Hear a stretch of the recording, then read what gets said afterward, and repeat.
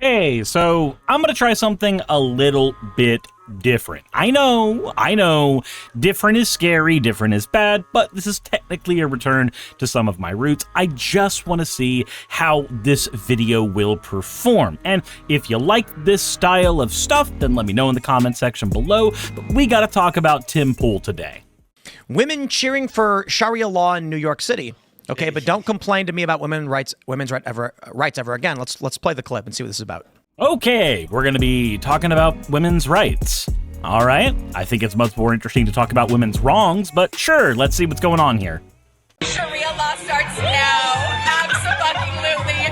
Zohran Mamdani, Islamic Caliphate, our brother in Islam, Islamic Caliphate of New York, starts today, baby. Okay, while celebrating Sharia law does sound, profoundly stupid, I'm also going to assume that what's being said here is very much tongue-in-cheek. I feel like being in the Magic the Gathering community and being in the Sonic the Hedgehog community has given me a bit of a radar for the kind of, the autism that is required to take every single thing at face value. After all, I don't think that Tim has that level of neurodivergence, but he does actually prey on an audience that will take everything very seriously because they do not know much about tongue-in-cheek humor. Unless, of course, it's like, ripping on liberals or whatever. God, there is just something so electric, so satisfying about knowing that my MAGA parents, wherever they are probably having a horrible night tonight. Oh, I literally just got goosebumps thinking about it. Like, they are in such a bad mood, probably, about the fact that Zoran just won and Prop 50 is gonna pass. Like, wow. God, I'm sorry. It just makes me feel good that my MAGA parents are probably upset right now. So I'm just going to try to speak from the experience of somebody who has dealt with very MAGA people before.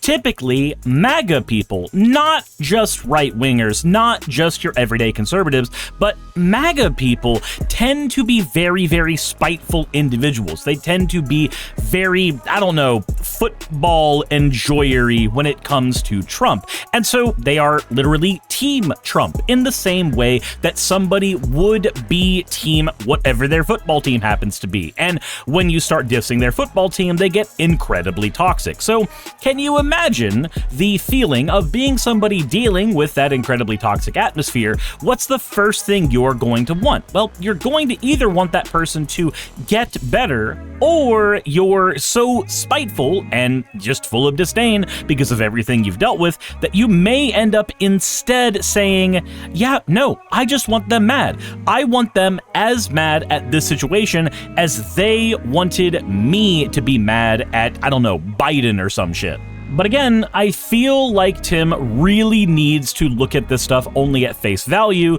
because if he introduces that kind of nuance to his audience, then they may start thinking that he's actually a disaffected liberal or something that he's tried to tell people over the years. When the day starts with Dick Cheney being dead, it ends with Mamdani winning. Oh, yes. Oh. They seem so angry, these poor ladies. All right, that's it. Repeal the 19th. No, I'm kidding. They just don't seem happy, man. The Sharia law is great. Everyone should agree with those women, and if I'm for it. Huh. So he is familiar with tongue-in-cheek humor, but he can't, give that same kind of grace to the people who he's critiquing. Sounds like they're trolling. Yeah, of course. Yeah. Because otherwise, I would just say, let's start with you can't vote. Well, thankfully, his guests seem to understand that, trolling is a thing people will do. Saying things solely for the purpose of getting a rise out of others, rather than it being something that you sincerely hold a belief in, is a pretty standard thing on the internet these days. Okay, Sharia law, agreed. Let's begin with phase 1. You don't get to vote. Phase 2, don't go outside and don't drive. You're not allowed to leave the house without him. Just go ahead and cover your face. Yeah. So safe driving. I gotta have a talk with your husband. Would be like paradise, But it also says something too. That second clip, this woman, she's gone viral for a bunch of stupid things. She doesn't actually know or care what Zoran's going to do. No. She wants people to suffer. Yeah. We actually just did a culture war show this morning with Father Ripperger about exorcism and demons. And I was saying I think we're seeing a lot of demonic possession, and I mean that literally. Okay, so I actually think I have to take this one seriously, because when somebody says, oh, well, I believe in a made-up fantasy thing that stalks people in the night and comes from the pits of hell and possesses them, then I just have to sit there and tilt my head and go, well, have you actually seen any evidence of that? Like, is that a thing that you personally have witnessed? And I don't think anybody's actually witnessed a demon. Like, let me know in the comment section if you think you have, but I'm willing to arrogantly say demons don't exist because the burden of proof for proving demons exist has never been met by anybody ever. Although with the age of AI videos, we might be seeing more of the quote-quote evidence that people might find convincing. But again, this is the era of AI-generated content. People can make whatever the hell they want. Because in my travels, I've been asked questions, but they say, I go to Turkey and there's riots going on, and I'm in Brazil. People tell me, like, aren't you scared? And I'm like, to a certain degree, you don't want to catch a stray bullet or a tear gas canister, but people are predictable. People want things. If you understand what they're trying to do or trying to get, then you don't really have that much to worry about. A guy in Turkey who's upset over what's going on in his country isn't all that bothered by me, an American tourist or whatever. Mm-hmm. Their motivations are money, resources, family, etc. However, what I've started seeing is behavior.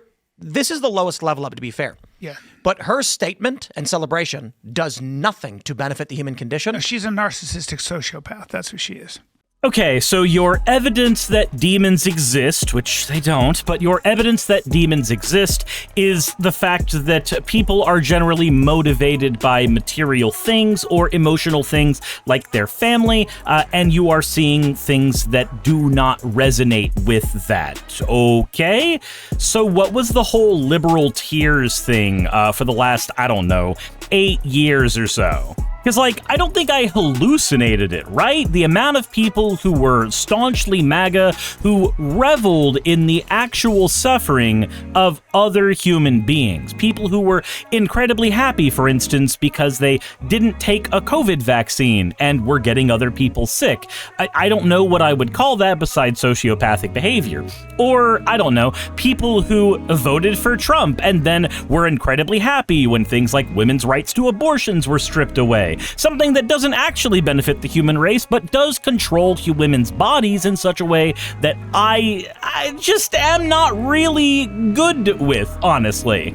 Or, the literal selling of mugs that show leftist tears as the main selling point. I feel like an entire economic movement was made around the idea of leftist suffering. Hell, in 2016, when Donald Trump was elected to be the president, we saw images that are still being used today of people just getting super upset about Trump and just right-wingers effectively jerking it to it. I really have no idea what you call an image like this other than right-wing people jerking it to the idea of leftists being mad and upset, but this seems to be the thing, and this has been going on for almost a decade. You still see this image appearing in people's thumbnails for videos about so-called leftist meltdowns. I honestly feel like shirts like the Trump liberal tears one only really exist in a world where there is a group of right-wingers who are equally as sociopathic. So I would hope that Tim Pool is willing to swing at that side as well, because, just kind of skeeves me off a little bit. But so many people have become this? You can be. So the issue that I see, even evil is predictable. Or I should say, typically. Yeah, I hear it. Well, so evil is a good way. I had an acting teacher who said, if you're going to play Stalin or Hitler, you don't play him as a monster, you play him as a man trying to solve a problem. As the actor, that's what you would do, because in his mind, he's trying to solve a problem, right? The problem would be the Jews or this capitalism, blah, blah, blah, yeah. So when I encounter people who are bad, their actions are motivated by human behavior. Right, and you don't think that Schadenfreude is human behavior? Like, I don't know, the idea of deriving pleasure from someone else's misfortune seems to be a uniquely human thing. In fact, it's actually one of the main things that we do in sitcoms or cartoons. After all, what is Schadenfreude if not watching Tom and Jerry and getting a laugh out of Tom getting his ass kicked by a tiny mouse? That said, I do want to ask you to do me a quick favor. We're in the middle of the video. I want to see if you can do me the gigantic favor of hitting the subscribe button and see if maybe we can help get these channel numbers up just a little bit. I would be greatly appreciated. That's all I've got to throw at you. Let's get back to Tim's video. So if they want to, if they beat someone, it's because they're wrath. If they steal from you, it's because of envy and greed. If they eat a box of ding-dongs and then wallow in their own filth, it's gluttony and sloth. But now we're seeing intentional self-destruction. How? She is saying in this video, in New York, where I'm assuming she lives, maybe she doesn't, but we're all going to suffer and destroy our lives, and I'm happy it's happening. Alright, so maybe I'm just hearing this all very, very differently, but I don't think that anybody who's voting for Zoran Mamdani is actively thinking they're gonna suffer. The Sharia law thing seems like it's a tongue-in-cheek idea. I think most people who understand what it's like to be under like an actual Muslim caliphate understand that's a bad idea. And I think giving them the grace that you understand that is, you know, the adult thing to do. But I don't think Tim wants to be the adult in the room. He wants to believe demons exist. He wants to be a literal child. But the other side of that I want to throw at you is that, again, these people do not see what they are voting for as destructive. Think about it from the MAGA side of view. The MAGA side of view is both happy that liberals are disenfranchised and angry and upset, while at the same time being thoroughly convinced that Donald Trump is doing the right thing with pulling us out of various accords with other nations, ruining our ability to trade with other nations, putting in tariffs that only put costs on American citizens, denying SNAP benefits to Americans. These are all things that he has objectively done in his 2 terms, and yet these are things that the right is incredibly happy about because they don't see them as bad things. The amount of times I see somebody shit on somebody who gets SNAP benefits saying that that person needs to be pulling themselves up by the bootstraps or some other moniker thereof is astounding to me, because these people are thoroughly convinced, these people being MAGA, that the right thing to do for the nation is for people to no longer be supported by the United States government, for America to cut its ties with other nations. You see, people who voted for Trump generally see these as good things, and as a result, they are willing to vote for those things because they see them, for one reason or another, as good. People who voted for Mamdani also see his policies of affordable housing and free buses as good policies. They see those things as objectively good things. They don't see them as a destruction of America. But the idea that good things are going to happen to people in New York, and also being happy that that makes the other side of the political aisle angry, that is not a uniquely leftist thing. That is a thing that is shared from the extremes on both sides. But Tim isn't going to address that, and it seems like neither are his guests. He really works way better when he is able to sell you the reality that leftists have disenfranchised themselves from reality and instead are possessed by demons or some shit. Do we just say that everybody on MAGA that doesn't like when liberals are happy, do we just say that they're possessed by demons too? Because that seems like a thought-terminating cliche that stops a conversation instead of allowing us to have a conversation about why we engage in enjoying the suffering of others. That's not satisfying. I'm happy it's happening because it makes someone else upset.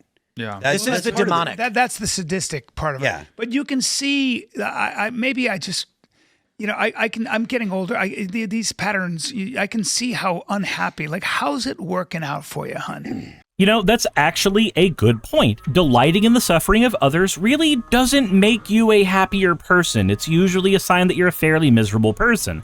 But that also means we have to ask the secondary question, how did the person become miserable? Are they miserable because they enjoy spiting others, or are they spiting others because they are miserable, and are they miserable because of spite from those people initially? I think that's a fair question.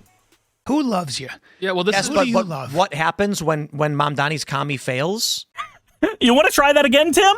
Commie Mamdani fails? Okay, much better the second time around, my guy. Is they're going to say, we didn't communism hard enough? Okay, well, one, he's not a communist. Communists are not advocating for free buses alone. There's a lot more they're advocating for besides just that. And Zoran is basically just a social democrat. He's not any more radical than Bernie fucking Sanders. That said, if a bunch of objectively good policies are proposed and attempted, and then, I don't know, stonewalled away by Republicans that try to do everything they can to stop a system from functioning, then yeah, you could make the argument that you didn't go left enough because a different side wouldn't allow you to. This is kind of what's happening with, the United Kingdom and the NHS. I have friends that are in the UK, and as the NHS is getting more and more defunded by right-wing parties, their arguments about the NHS not being up to snuff starts to be a lot more salient because they're actively destroying that system. And then they say, oh, well, private industry will solve this problem. Well, no, not really.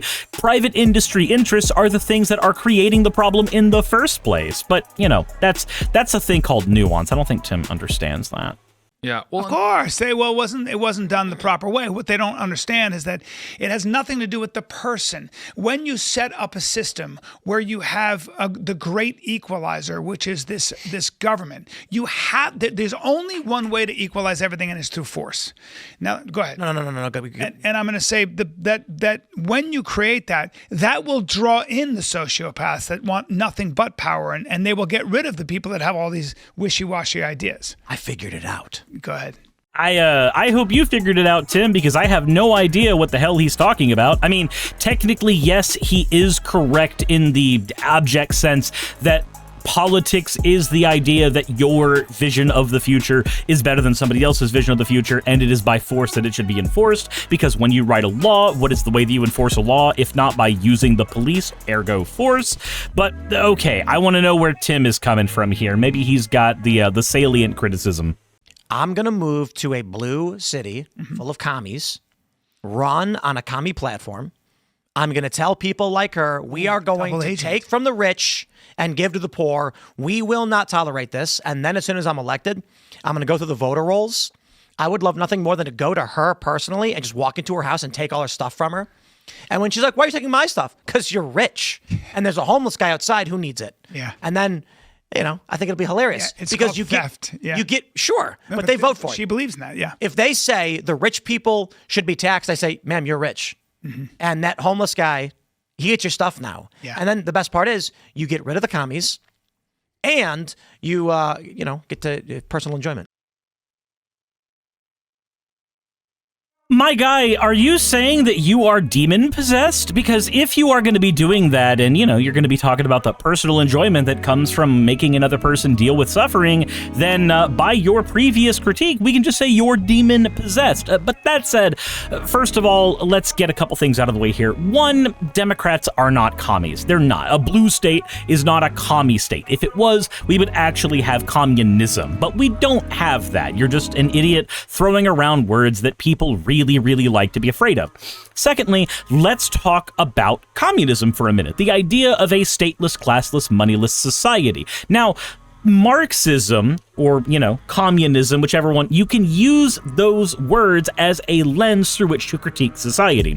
So if we are going to use the commie lens, then let's use the commie lens, where you have not two modes of property, public and private, you have three modes of property. You have public property, which is property that everybody gets a share of. You have private property, which is the property that generates capital. These are things like apartment buildings that are being rented out. These are things that are, producing a lot of money. And then you have personal property. So when you say you're going to go into her house and take all of her shit, no, you actually won't be doing that, because all of her shit falls under personal property. There is no lens through Marxism or even, full-on communism where your personal belongings simply disappear. There are multiple versions of what is considered property when we start talking about those economic systems. But make no mistake, Tim Pool makes a lot of money by obfuscating that. He makes a lot of money by ignoring that, and I bet you, without having watched the rest of the clip, that nobody is going to push against him on that. Nobody is going to be like, well, actually, in communism, that's not really what it is, because either they don't know or they don't care. But let's find out together, shall we? Well, weren't most of the people that voted for Mamdani, weren't they that demographic? No. Does that lie? So something like 86% of 18 to 29-year-old women voted for Mamdani, right? But that made up 6% of the voting demographic. Really? And and also 25% of New York's white, so 75% of the city's it was microscopic. Yeah. Why does that matter? Interesting. But I think in this instance, what we're seeing here. No. What we're seeing here is somebody brushing the non-whiteness under the rug. Why does the race matter? Why are we bringing race into this right now? Why is that super important, my guy? And what we're seeing with that demographic, that, to be fair, made up a lot of the activist base that, propelled Mamdani, is these people are deracinated, which as in they've been uprooted from their cultural environment they grew up in, and they're just completely free in the wind. And those types of people look for other people that are deracinated, people that don't really have anything to latch onto. So then when something exciting comes along, like Zoran, they can latch onto that. They finally have some identity because there's such a crisis inside of you. I don't have an identity. I'm removed from anything I grew up with. You grab onto something like that with all you got, because that's the first time she's probably felt something inside for a long time. That feels, I don't know, really reductivist? I don't think that that's actually how people operate.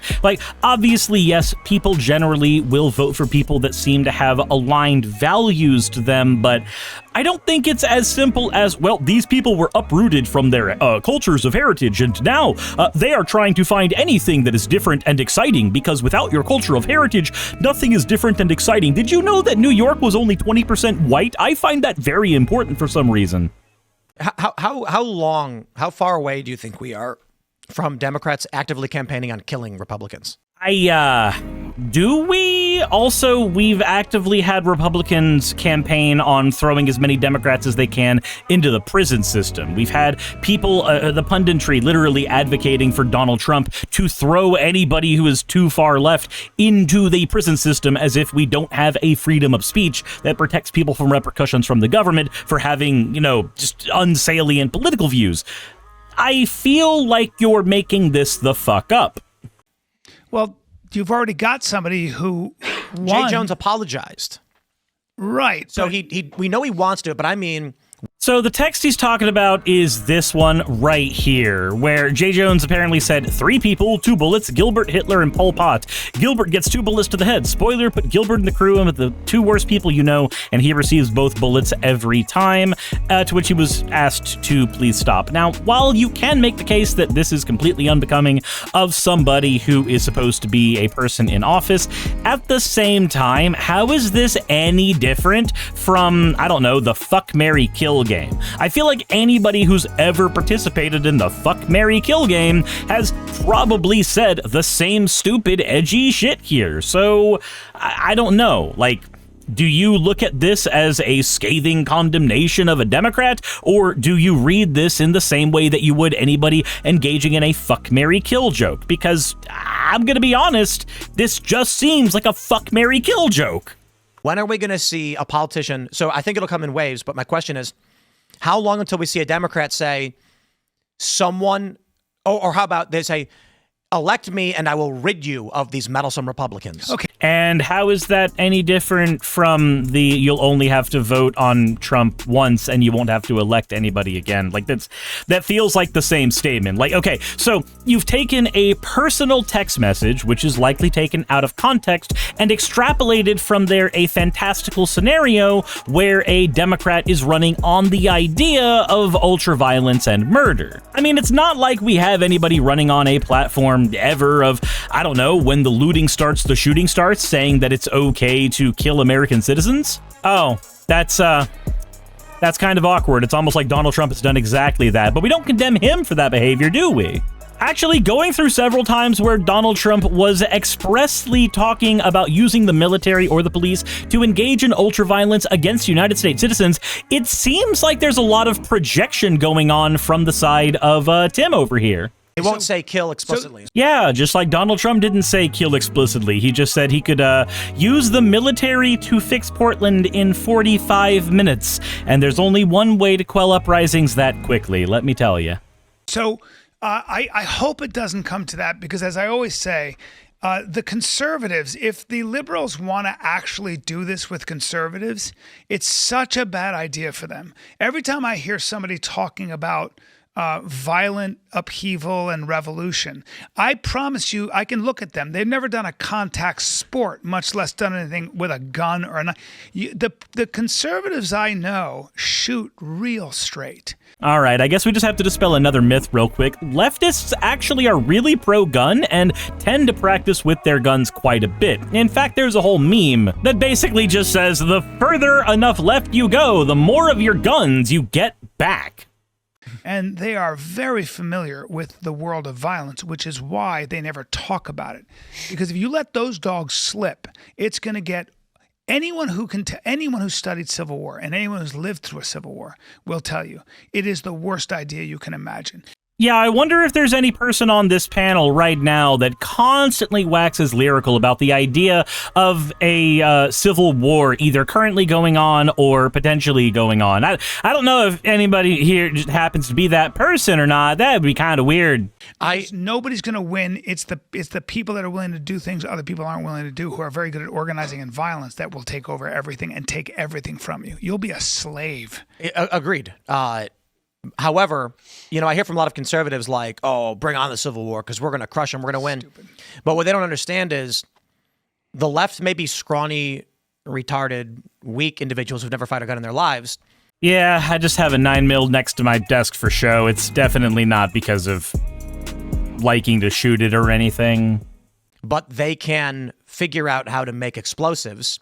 And when you're expecting Antifa to march through your streets all tough, like, it's time for civil war, that won't happen. Someone will put a bomb under your car and your daughter will get in to go to school and it'll blow up. And you'll go like, oh my God, why is this happening? Yep. Because people who can't fight head on, that's right. Conservatives, warriors that fight head on, right? That's the idea. It's like they have gun training.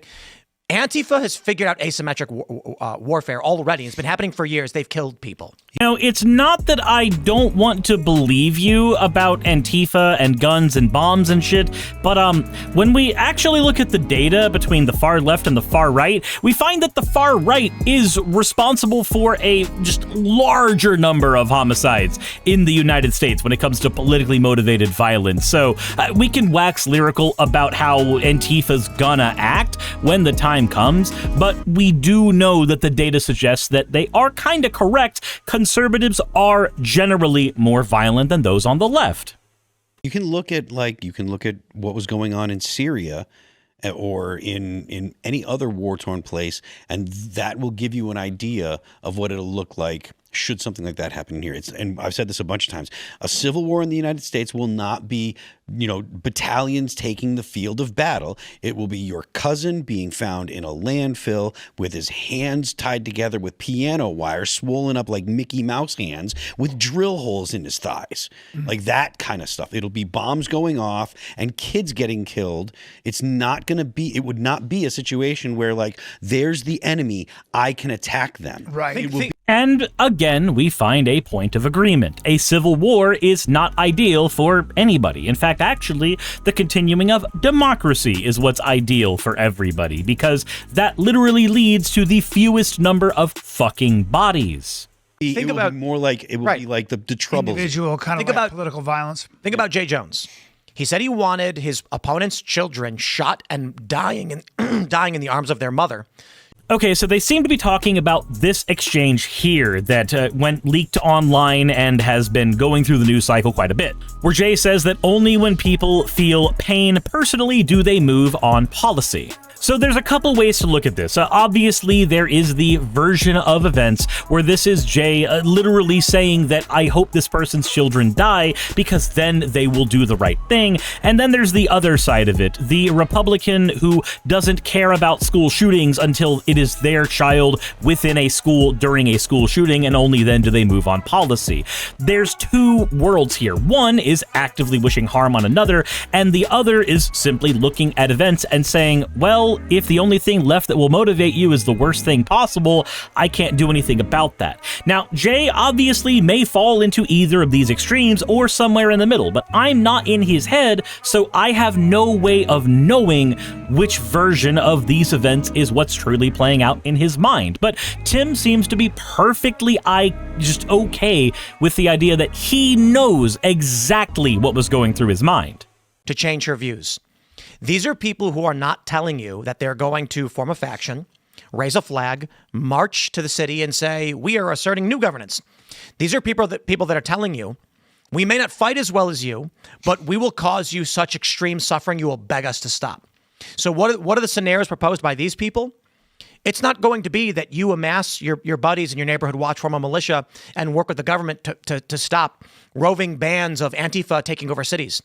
As I already mentioned, it's going to be one Antifa guy going into a school and shooting 12 children as they pray. Why would that be what happens? Also, just out of curiosity, when in the history of anti-fascism has that been the motivation, the thing that an anti-fascist person does?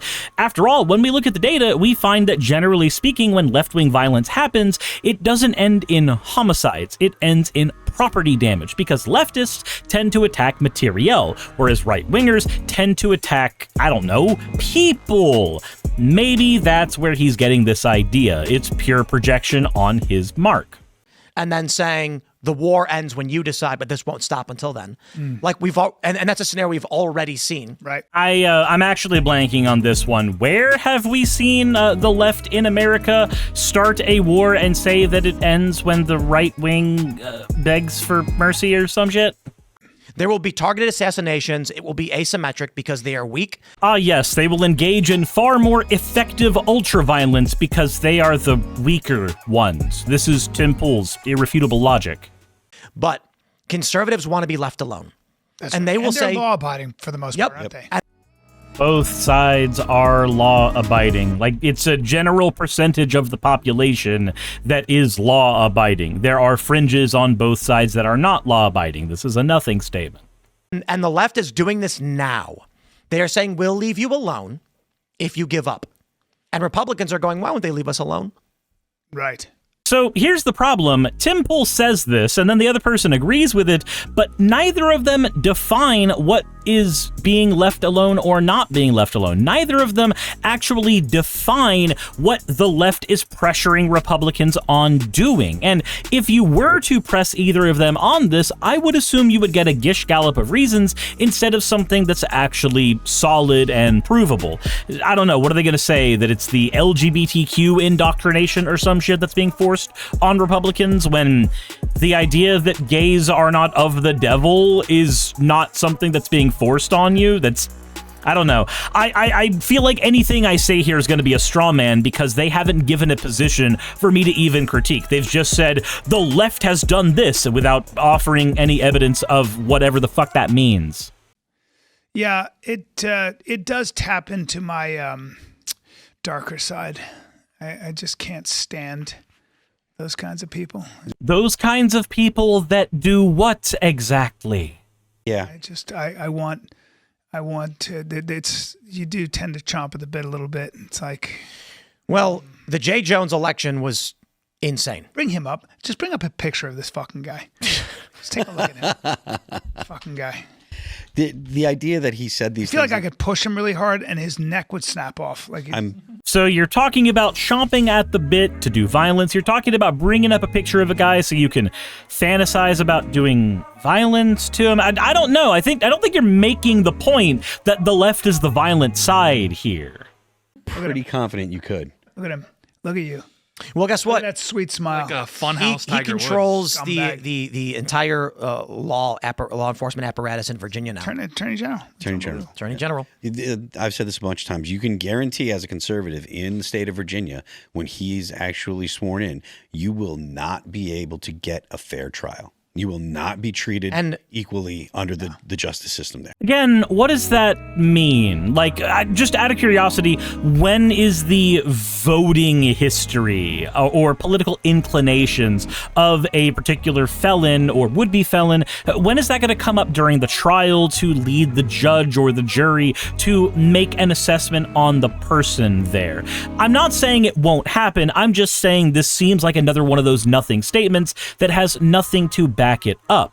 When we say things about the justice system not being fair to, say, men whenever they are trying to get custody of their children, it's very obvious who is the person who was the sperm donator in that particular scenario, and so you tend to get more men who don't get custody of their children, whether they deserve to or not. You tend to have trials that don't do well for people who are black because, well, you can see that they are black, so any racial prejudice that is there for a person is going to show there. But when it comes to political opinions, like, are you just gonna come in there wearing a MAGA hat or some stupid shit? Like, I don't see that happening, so I don't see where this particular critique is coming from. That said, this is basically the end of the Tim Pool video, and I feel like my brain is leaking out the sides of my head, and that's not a really good feeling. I'm not a big fan of the brain leaking out the side of the head idea, but we're kinda here and we're just kinda living with it right now. But I do want to ask you, if you're on the leftist side of things, then do you think that any of the critiques that Tim gave were salient? If you're on the right side of things, I am very interested in hearing from you because I want to know if any of these fill-in-the-blank fantasies that Tim and his guests have given, if there's any salience to them, if there's any version of events that you might know of or you might have heard of from your circles that these people might actually be alluding to, because I'm drawing a blank on some of these scenarios. They seem fanciful, they don't seem great, and again, I'm not saying things like the justice system being fair is what I'm saying is happening. I think our justice system is very, very unfair to a vast majority of the American populace. I don't think our justice system is on the side of American citizens. I think our justice system is on the side of money and capital, and that's been one of my main critiques of it for almost a decade now. I am not a fan of a justice system that requires you to buy an expensive lawyer to have any hope of getting a trial that is done in your favor, but that is the system we have right now. I feel like this is a scenario where me and Tim and his guests might even have a few shared enemies here, but the way that they engage in rhetoric is one that prevents me from being able to call any of these people allies against any system I might have a problem with. But again, I want to know your thoughts in the comments section below, and I also want to hear your thoughts on this video format. I haven't done a video like this in a very long time, and I'm really hoping this does very well, although I'm a little concerned about what it would mean if this video does do very well, but let me know what your thoughts are in the comment section below. That all said, remember to subscribe to the channel. Remember, I do have a Patreon if you want to support me directly, and with all that said, it's been a while, but insert end of video tagline here.